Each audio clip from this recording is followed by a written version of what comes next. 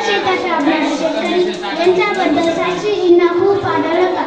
म्हणून त्यांनी जय जवान जय किसान ही घोषणा दिली.